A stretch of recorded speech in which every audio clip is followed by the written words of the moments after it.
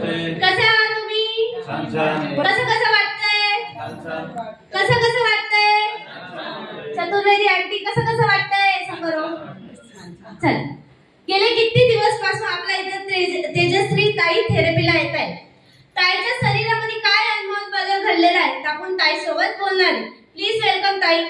ताईसाठी clapping करा सर्वांनी.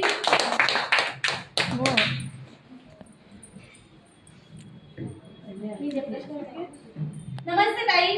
नमस्ते.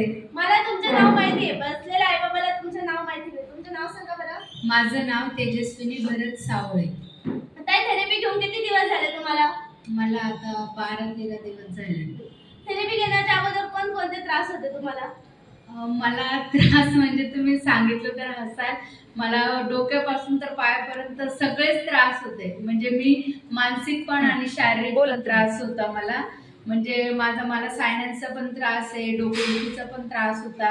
म्हणजे प्रत्येक त्रास मला असा मध्ये मध्ये वेगवेगळा होत गेला. डॉक्टरांकडे गेल्यावर पण नेमकं कशासाठी मी आता ट्रीटमेंट घेऊ असं मला व्हायचं. म्हणजे मलाच कळत होतं. आणि अजिबात नंतर माझ्या शरीराने ना की त्रास काय हेच मला समजत नव्हतं की आता सांगायचं काय होतं काय. पण मी दिवसभर झोपून असायची. वाटलं तेवढं करायचं काम, नाही वाटलं तर नाही. आणि काम थोडंसं दिसलं की मला धडधड चालू व्हायची. आणि कोणी असं फक्त बघितलं तरी हा रागात बघतोय म्हणजे मग मला लगेच रडायला यायचं. असं वेगळं. पण मला आता 3-4 दिवसापासून इतकं फ्रेश वाटते. काल तर मला तत्तम थेरपी दिल्यानंतर मला असं वाटत होतं माझ्या पायात पण ताकद आली. आणि काय होतं म्हणजे मला कळत नव्हतं. मी म्हणजे सायकोलॉजी तसा विचार करते का काय. खूप वेळ मी असा विचार केला की मी काही माझे स्वतः अफर्मेशन पण चालू असतात.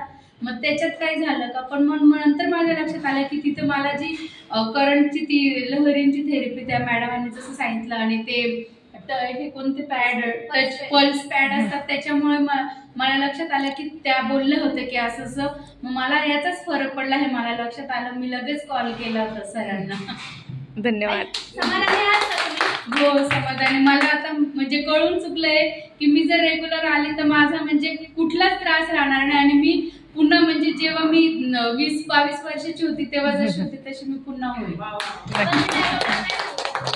तुम्ही नक्की कायम येत जा आणि न चुकता खाडा न करता करा. कारण की खाडा केला की त्या दिवशी आपल्याला लगेच जाणवतं. मागे मी डिसेंबर महिन्यात आली होती तेव्हा पण मी 7-8 दिवस आले. पण ते असेच खाडे करून आली होती. तर मला काही एवढं वाटलं नाही. म्हटलं हे असंच असेल, जाऊ दे, वेळ जातो, कामं पण पडलेले असतात असं मी विचार करायची. पण नंतर मग मला माझ्या मैत्रिणीने समजवलं. कारण मला थोडा एन्झायटीचा पण प्रॉब्लेम आहे. तर मग ती म्हणे तुला हे चांगलं नाही, तू गोळ्या खाते, पुढे जाऊन तुला पॅनिक अटॅक जर अचानक जास्त जोरात आला तर काय करशील, मुलं लहान.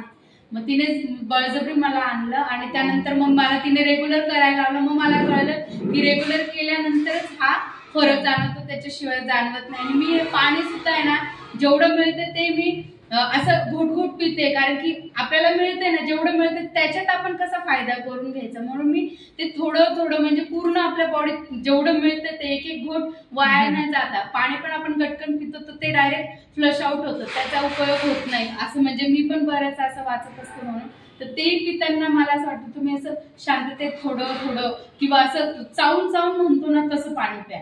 म्हणजे तेव्हा ते टॉनिक सारखं काम होईल.